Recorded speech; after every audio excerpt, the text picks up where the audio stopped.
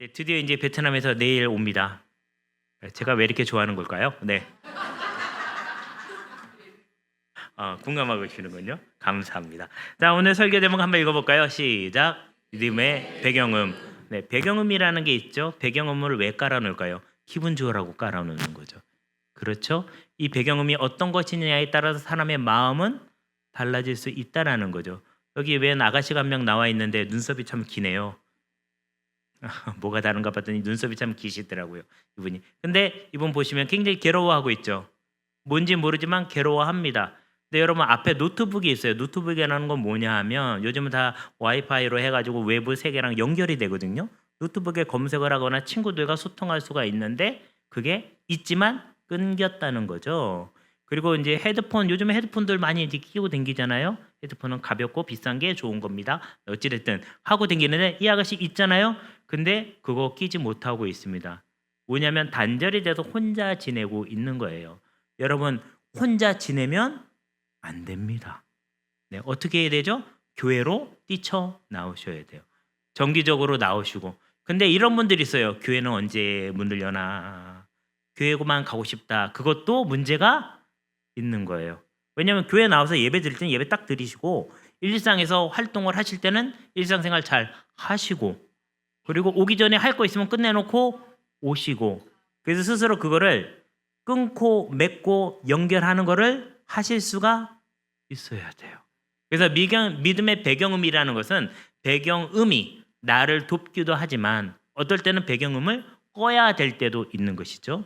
지금 이 사람은 의지적으로 자기가 연결하는 일을 잘 못하고 있기 때문에 괴로워하는 겁니다. 오늘 시편 44편인데요. 우리 한글 성경에 보면 26절까지 나와 있습니다. 근데 히브리 원어로 보면 27절이에요. 그럼 뭐가 빠졌느냐라는 거예요.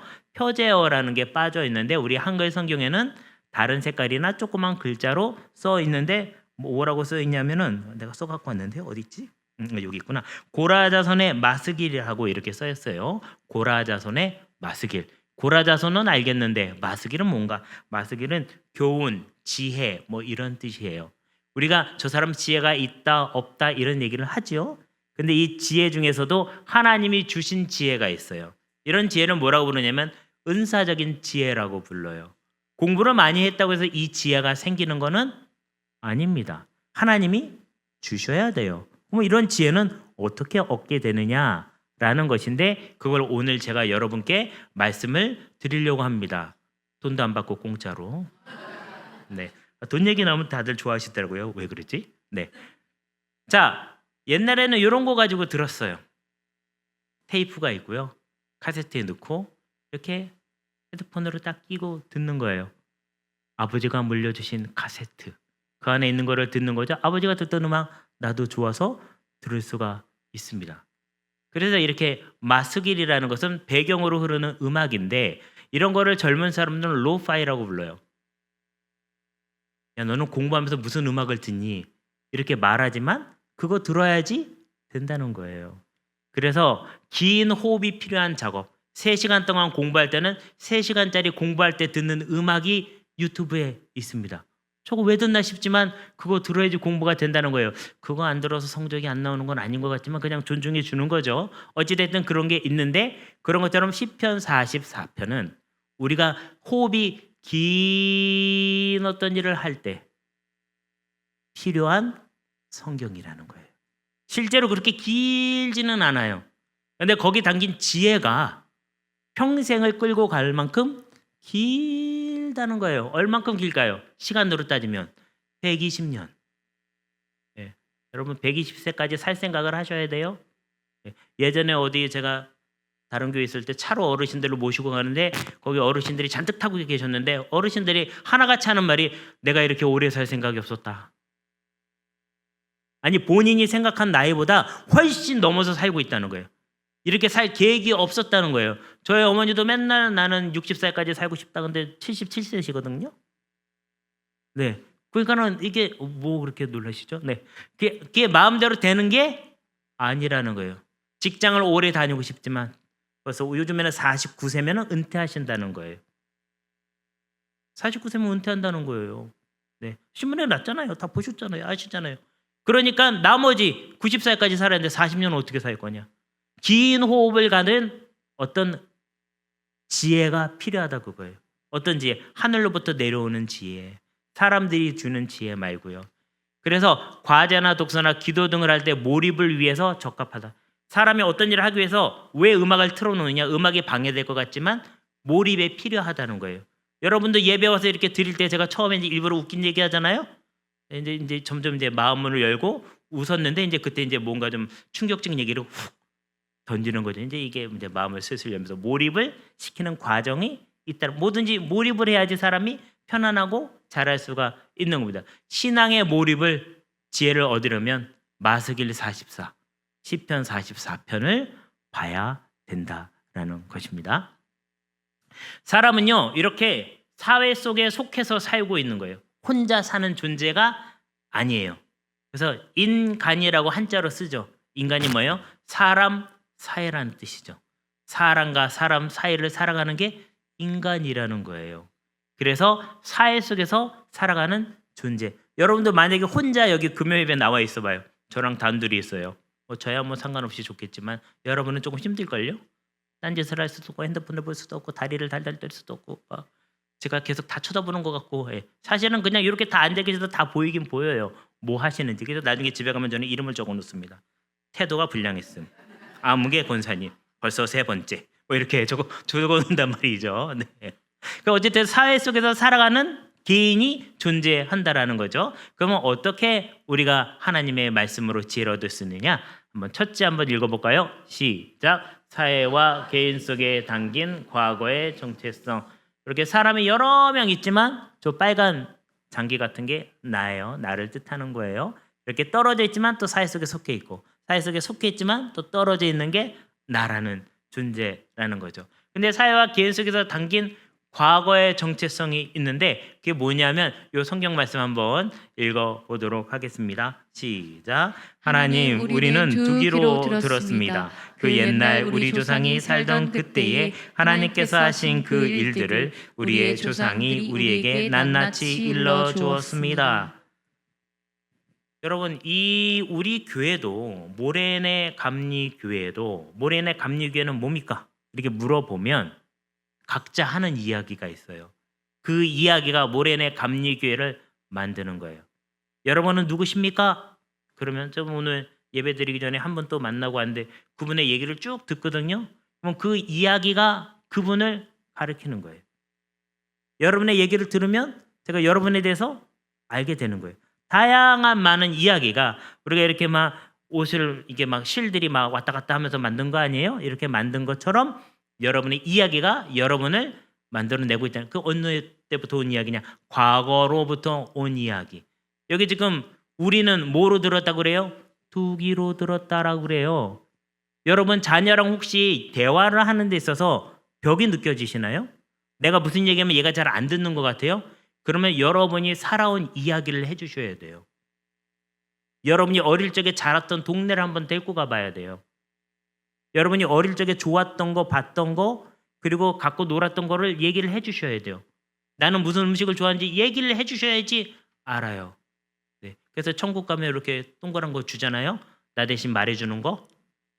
네, 아시는 분은 알고 모르시는 분은 모르는 이야기를 제가 또 하고 있습니다. 네.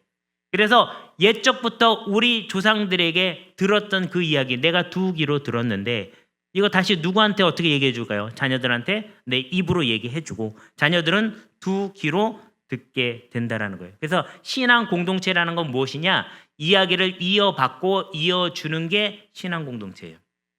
그래서 우리가 맨날 조금 표현이 이상하지만 뼈대 있는 집안 이렇게 얘기를 하잖아요. 네, 뼈대 있는 사실 뼈가 없는 사람은 없잖아요. 다 뼈가 있잖아요. 새삼스럽게 뼈대 있는 집은 뭐 이렇게 얘기하고 옛날에 우리 할머니 김씨였는데 가끔 맨날 뼈대 있는 집만 얘기해가지고 궁금해서 할머니가 그래서 무슨 김이에요 그랬더니 우리 엄마가 옆에서 나만 들리게 양반김이야 그러시더라고요. 그러니까 며느리 입장에는 기분 나쁜 거죠. 맨날 뼈대 있는 집안 하니까 뭐 그래서 아직도 저는 우리 할머니 무슨 김인지 몰라요. 그때 이후로 들을 기회를 놓쳤어요. 네, 어찌 됐든지 간에 우리 가정에도 가정이 어떤 가문이냐 얘기할 때 이 가정에 흘러내려오는 우리가 경험해서 알고 있는 그 이야기가 우리 가정을 만들어주고 이 가정의 이야기가 또다시 우리 자녀들을 이어가게 만드는 거예요. 그러면 어떤 얘기를 해줘야 될까요? 시어머니한테 핍박받은 이야기. 그래서 나도 며느리가 오면 나는 잘해주겠다는 거짓말 이런 거 해주시면 안 되시고요. 뭘 전해줘야 될까요?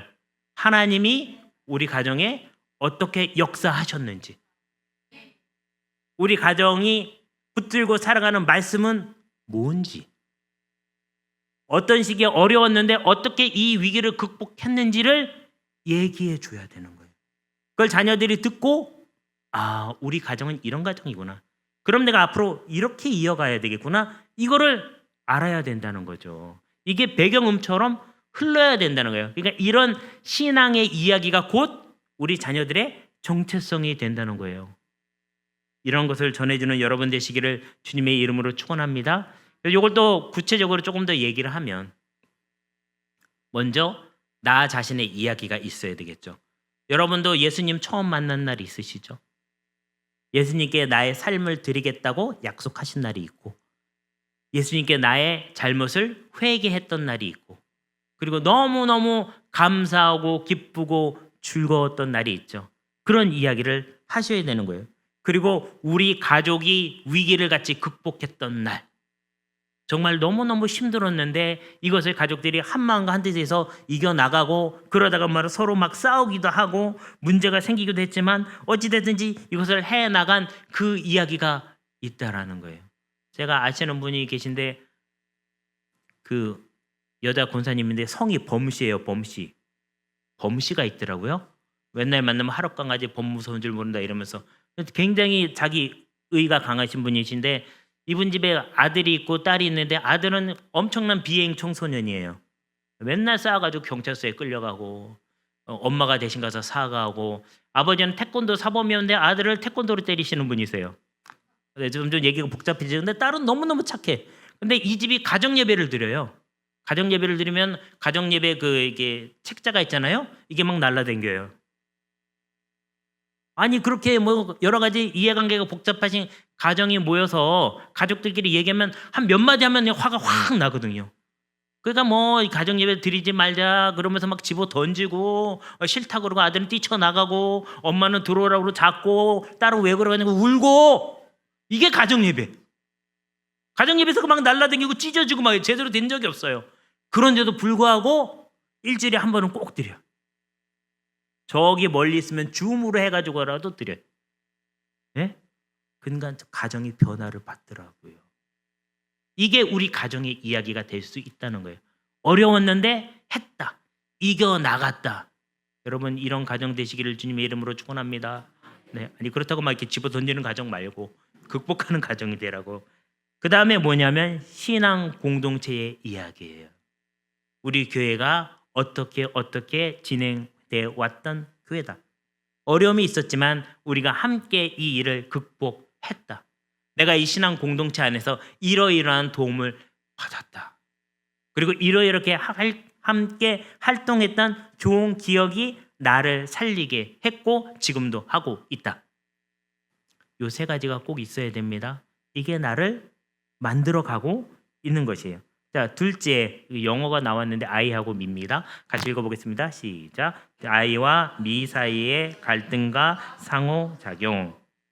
I라는 건 뭐고 미라는 거는 뭐냐? 이거 쉽게 설명해 주면 내가 나를 생각하는 나의 모습이 있죠. 이걸 I라고 부르는 거예요. 뭐라고요? I.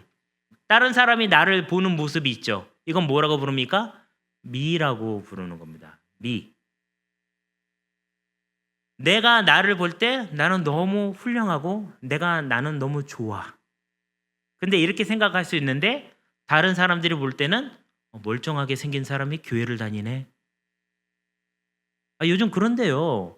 자, 저 302호에 사는 그 아줌마 있지? 사람 멀쩡하게 생겼는데 교회를 다니더라고. 주일날 성경책 가지고 교회를 가. 이게 사람들이 보는 눈이에요. 제가 쉽게 예를 드느라 이렇게 한 거예요. 그리고 대학생들 중에 나 주일날 교회 가야 돼 이렇게 하면 너 교회를 아직도 안 끊었냐? 교회가 끊는 데예요. 이렇게 물어본다는 거예요. 근데 다른 사람이 보는 나의 모습도 중요하지만 내가 나를 어떻게 보고 있느냐가 상당히 중요하거든요. 그래서 이 한 개인이 두 가지의 모습을 갖고 있는 거죠. 개인적인 나, 내가 스스로 보는 나의 모습, 그리고 사회적으로 사람들이 나를 보는 모습. 그랬을 때 이 마인드라는 게 있어요.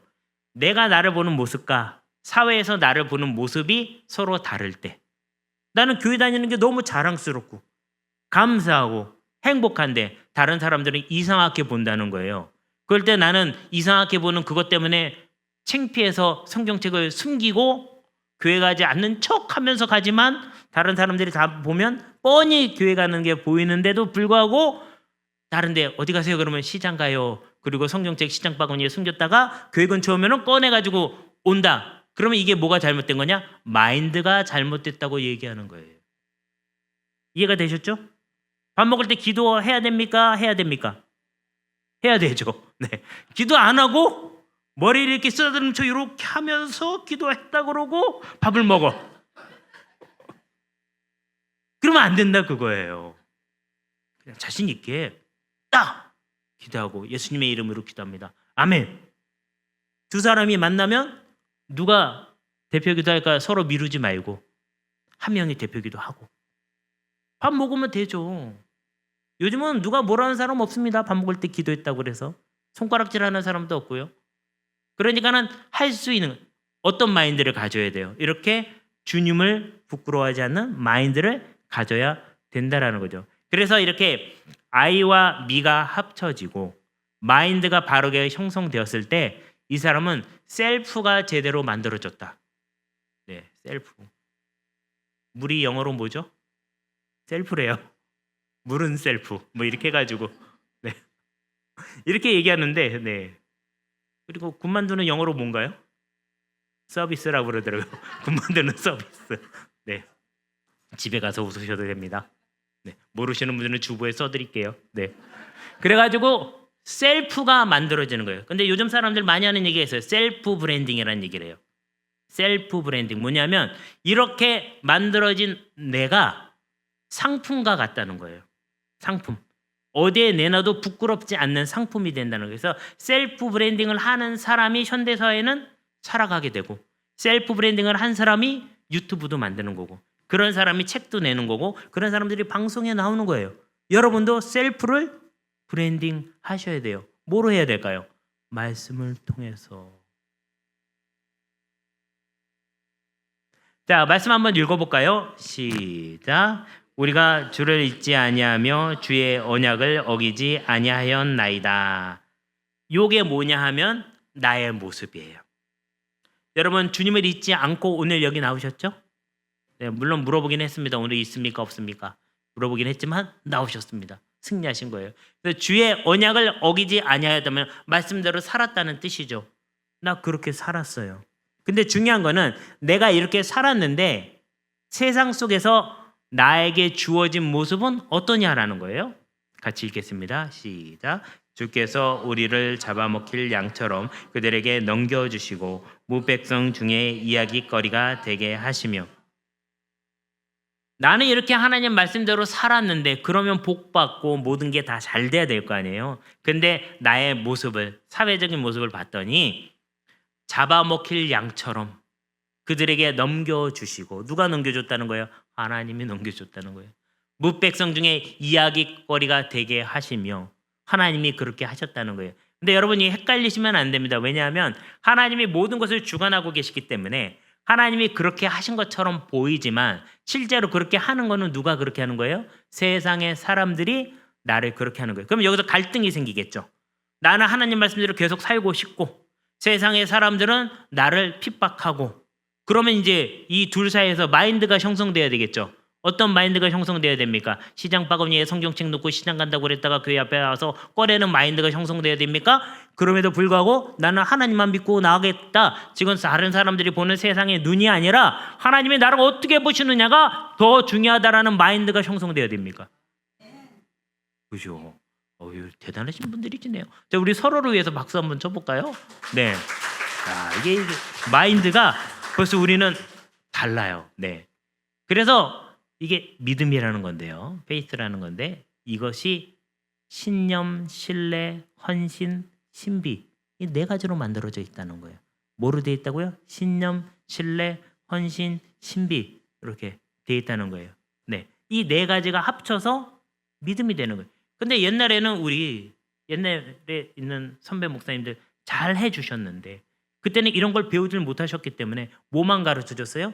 성경 말씀만 가르쳐 줬어요. 성경 말씀으로 뭐만 생겼어요? 신념만 생겼어요. 신념이 생기니까 서로 다른 신념을 만났을 때 어떻게 연합해야 되는지를 배운 적이 없어요. 그러니까 서로 싸워요. 이 말씀이 맞다. 저 말씀이 맞다. 이게 맞는데 네가 몰라서 그렇다. 그래가지고 맨날 정답만 맞추는 게임만을 해요. 그래서 서로 관계가 틀어진 거예요. 근데 성숙한 신앙은 서로를 신뢰하는 거예요. 저 사람을 신뢰하고 나를 신뢰하고. 왜? 하나님이 역사하고 있기 때문에. 자, 남편을 믿어야 됩니까? 의심해야 됩니까? 조금 잘 이상한데 소리가? 네, 다시 한번 믿어야 됩니까? 믿어야 됩니까? 네, 그 입을 끝까지 꼭 다무시는 몇 분이 계십니다. 그거는 이제 비상금을 몰래 발견했기 때문에 그런 거죠. 네. 어디 있는지 서로 이제 정보를 교환하면서 어디 숨겼다 그래서 찾아내고 또 듣기도 하고 남자들끼리 서로 정보를 교환하고 다시 또 숨기고 뭐 이런 게 있었기 때문에 그런 거죠. 중요한 건 뭐냐면 신뢰를 해야 되는 그 신뢰의 이유는 그 상대방 때문에 그런 게 아니라 역사하시는 하나님이 뒤에 계시다는 사실을 믿는 거예요. 자녀를 믿어야 됩니까? 믿지 말아야 됩니까? 믿어야 돼요. 왜요? 하나님이 역사하실 거기 때문에. 그러면 자녀를 믿지 못하고 걱정하는 것은 자녀 때문입니까? 내가 믿음이 없어서 그렇습니까? 내가 믿음이 없어서 그렇죠. 하나님께 기도하지 않고 믿음이 없어서 그래요. 자, 그러면 이렇게 신념이 있고 신뢰를 할 수 있는 사람은 뭘 하냐면 헌신을 해요. 헌신. 헌신은 누굴 보고 헌신하는 거예요? 성경의 인물들이 어떻게 헌신했는지를 보고 헌신을 하는 거예요. 사도 바울처럼 복음을 전하기 위해서 자신의 삶을 온전히 드린 사람이 있구나. 나도 그렇게 헌신을 해야지.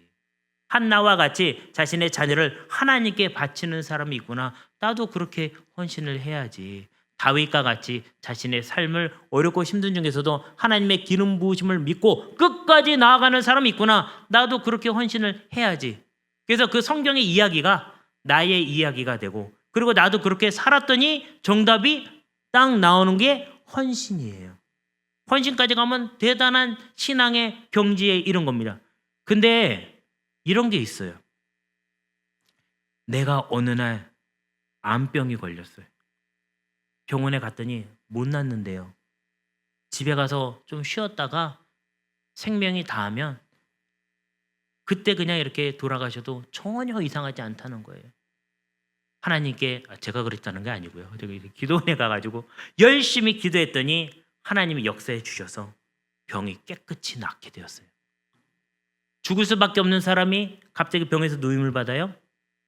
전혀 다른 상황이 일어난 거죠. 역설적인 상황. 이런 역설적인 상황을 경험한 사람은 하나님의 신비에 대해서 깨달아 알게 돼요. 그때부터 보는 눈이 달라집니다. 우리 자녀가 엉망진창이고 제가 커서 뭐가 될까? 뭐가 되겠냐? 나랑 똑같은 어른이 되겠죠. 왜냐하면 옆에서 주워온 게 아니고 내가 낳았잖아요. 그러니까 뭐 어떻게 달라지겠어요? 엄마 아니면 아빠죠. 내가 며칠 전에 어떤 분 만났는데 애가 도대체 그 엄마는 이게 바이올린 엄청 유명한 사람인데 애가 도대체 배우질 않는데요. 바이올린 가르쳐도. 그래 애가 하는 말이 엄마 악보가 왜 이렇게 생겼어요? 그걸 가지고 30분 동안을 애가 그러고 있더래요. 야 애가 왜 이러냐 도대체. 수학을 가르쳐주면 수학을 왜 이렇게 수학이 이렇게 되는 거냐고 그걸 가지고 또 시비를 건대요. 너무너무 힘들었대요. 근데 또 자기는 어릴 적에 전혀 그렇지가 않았었대요. 어디서 많이 듣던 말이죠. 그래가지고 이제 남편한테 물어봤대요. 자기 어릴 적에 그랬냐? 남편도 나는 그러지 않았다 어릴 때에. 아니 그럼 그 애는 어디서 하늘에서 떨어지거나 땅에서 솟아난 거겠죠? 그런데 나중에 남편이 고백을 하더래요. 사실은 나 어릴 적에랑 똑같은 것 같다고. 그럼 결국 뭡니까? 이렇게 전혀 일어날 것 같지 않았던 어떤 일이 일어나는 것을 경험한 사람은 그 사람을 바라볼 때 현재 보이는 겉모습이 아니라 장차 하나님이 역사하실 전혀 다른 반전을 볼 수 있는 영적인 눈이 열리게 된다는 거예요. 믿음이라는 건 뭐라고요? 신념, 신뢰, 헌신, 신비. 어디까지 가야 돼요? 하나님의 신비를 경험하는 데까지 가야 된다라는 것입니다. 자, 셋째 같이 읽겠습니다. 시작. 나와 우리를 향한 마스길의 마인드. 자, 아까 마스길이 뭐라고 그랬습니까? 지혜라고 얘기했죠. 어떤 지혜입니까? 하나님이 주신 은사적인 지혜. 이 세상에선 가질 수 없는 지혜인데 이 지혜가 배경음처럼 흘러가야 돼요. 얼마 동안? 120년 동안. 나의 평생 동안 흘러가야 된다는 거. 이것을 나의 마인드로 삼으셔야 돼요. 그래야지 이 사람은 바깥에서 오는 것 때문에 흔들리지 않고 하나님의 말씀으로 나를 지키면서 살아갈 수 있다라는 거예요. 그러면은 이 마스길의 마인드라는 게 도대체 뭐냐? 오늘 성경 말씀에 나와 있습니다. 자, 22절부터 23절 같이 읽어보겠습니다. 시작. 우리가 종일 주를 위하여 죽임을 당하게 되며 도살할 양같이 여김을 받았나이다. 주여께서서 어찌하여 주무시나이까? 일어나시고 우리를 영원히 버리지 마소서. 이렇게 나와 있는데요. 여기 보면은 22절이 현실이에요. 현실은 뭐죠? 종일 도살할 양같이 여김을 받았다. 언제 죽을지 모르는 거예요. 옛날 어르신들은 이걸 이런 식으로 표현하더라고요. 도마 위에 올라간 생선이라고. 근데 이해가 되셨나요? 언제 칼이 내리칠지 모르는 상황에 놓여 있는 게 나의 현실이에요. 그러면 이럴 때 우리는 어떤 마스길의 마인드를 가져야 되는가? 지혜의 마음을 가져야 되느냐? 바로 이거예요. 주여 깨서서 어찌하여 주무시나이까? 일어나시고 우리를 영원히 버리지 마소서. 누가 도와줘야 돼요? 하나님이 도와줘야 된다는 사실을 아는 거예요. 세상의 세파에 밀려서 망가지는 게 아니라 도리어 일어나게 된다라는 거죠. 여러분, 중환자실에 가면 전혀 의식이 없이 누워있는 사람들이 있어요. 그렇죠? 그 사람들은 이렇게 얘기를 하더라고요. 스스로 깨나야 된대요. 아니, 의지가 없어서 누워있는데 그 사람한테 스스로 깨어서 일어나야 된다라고 얘기하는 거예요. 근데 그분들은 눈 감고 누워있지만 눈 뜨고 멀쩡하게 왔다 갔다 하고 밥도 먹고 일상생활을 하는데 의지가 없는 분들이 계세요. 이걸 갖다가 정신병적으로는 정신이 아프면 정신병이죠. 머리가 아프면 머리병이고 배가 아프면 배병이고 네, 이런 것처럼 정신이 아프면 정신병이죠. 근데 이런 분들은 아주 쉬운 말로 우울증이라고 부르더라고요. 무기력해진 거예요. 그러면 그 사람은 움직이는데 의지가 없는 거죠. 그럼 그 사람은 어떻게 의지를 가질 수 있을까요? 누군가가 의지를 줘야 되겠죠. 누가 의지를 줘야 될까요? 주변의 가족들이, 그를 사랑하는 사람들이. 그래서 아무것도 모를 것 같은 그 사람한테 가가지고 아침 식사예요. 잘 주무셨어요? 이제 일어나셔야죠. 오늘 갑자기 뻘떡 일어난다는 거예요. 오늘 뻘떡 일어나서 피아노 앞에 앉아서 피아노를 연주한다는 거예요. 이게 실제로 일어나는 일들이에요. 이 의지가 없을 것 같은 이 사람이 하나님께 하나님 일어나십시오. 하나님이 저에게 의지를 주셔야죠. 제가 어떻게 하든지 살려고 하고 바깥에서는 억누르는데 제가 배운 지혜는, 하나님이 주신 은사적인 지혜는 하나님이 일어나셔야 된다는 마인드를 나는 갖고 있습니다. 나는 그걸로 내 셀프를 만들어 갈 겁니다.